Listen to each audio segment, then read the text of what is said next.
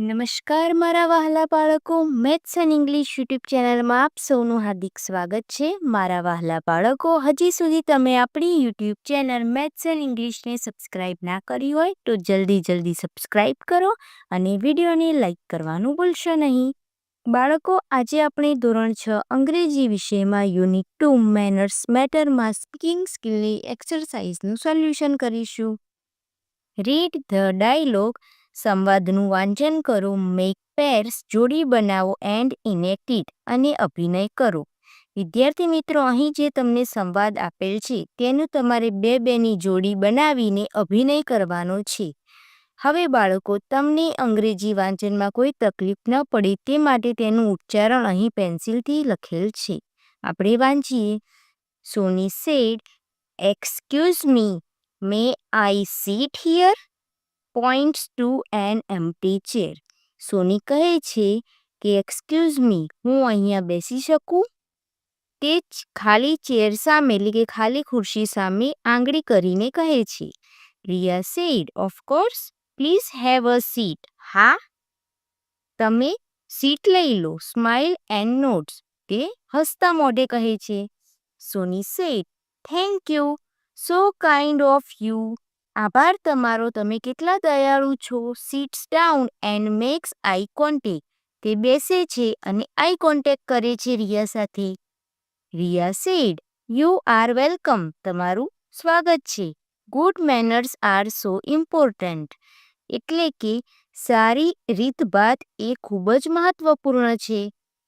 સોની sad, absolutely, સાચી વાત. Please and thank you are magic words. મહેરબાની કરીને અને આભાર આ બંને જાદુઈ શબ્દો છે. રિયા સેડ, એક્ઝેક્ટલી, હા. We should also learn table manners. હા, આપણે તે શીખવું જોઈએ. સોની સેડ, ઓ યસ, હા. I don't like that people chew with their mouth open. હવે સોની કહે છે કે મને બિલકુલ પસંદ નથી કેવા લોકો કે જે ખુલ્લું મોઢું રાખીને ચાવતા હોય. રિયા સે, મી ટુ, હા મને પણ. It's necessary to learn all this. આ બધું આપણે શીખવું ખૂબ જ જરૂરી છે. Soni said, we must put it into practice. આપણે આ દરેકની પ્રેક્ટિસ કરવી જોઈએ. Riya said, agreed. Let's keep spreading the good manners. ચાલો આપણે ગુડ મેનર્સને એકબીજા સાથે શેર કરી. Smiles and feels happy. તેમનો ચહેરો હસતો હતો અને તેઓ એકદમ ખુશ હતા. Divide the class into 2 groups. તમારા વર્ગખંડને 2 ભાગમાં વિભાજિત કરો. One group will speak good manners. એક ગ્રુપ જે હોય તે ગુડ મેનર્સ બોલે. And the other group will speak bed manners from the box. અહીં આપેલ બોક્સમાં જે બાબતો છે તેમાંથી વર્ગખંડમાંથી બાળકોના 2 ગ્રુપ પાડવાના. તેમાંથી એક ગ્રુપ ગુડ મેનર્સ બોલશે અને બીજું ગ્રુપ બેડ મેનર્સ બોલશે. હવે ગુડ મેનર્સ કયા છે અને બેડ મેનર્સ કયા છે તે અહીં આપણે વિભાજિત કરેલ છે. સૌ પ્રથમ ગ્રીટિંગ્સ એટલે કે શુભેચ્છા પાઠવવી તે ગુડ મેનર્સ છે. ત્યારબાદ અહીં બેડ મેનર્સમાં જોઈએ મિસબિહેવિંગ એટ પબ્લિક પ્લેસ. જાહેર સ્થળો ઉપર મિસબિહેવ કરવું, ખરાબ વર્તન કરવું તે બેડ મેનર્સ છે. બીઇંગ પંક્ચ્યુઅલ, સમયનું પાલન કરવું તે ગુડ મેનર્સ છે. યુઝ ઓફ ફોલ લેંગ્વેજ, ખરાબ ભાષાનો ઉપયોગ કરવો તે બેડ મેનર્સ છે. રિસ્પેક્ટિંગ એલ્ડર્સ, મોટાઓને સન્માન આપવું તે ગુડ મેનર્સ છે. ઇન્ટરપ્ટિંગ ઇન બિટવીન, એકબીજાની વાત કાપવી તે બેડ મેનર્સ છે.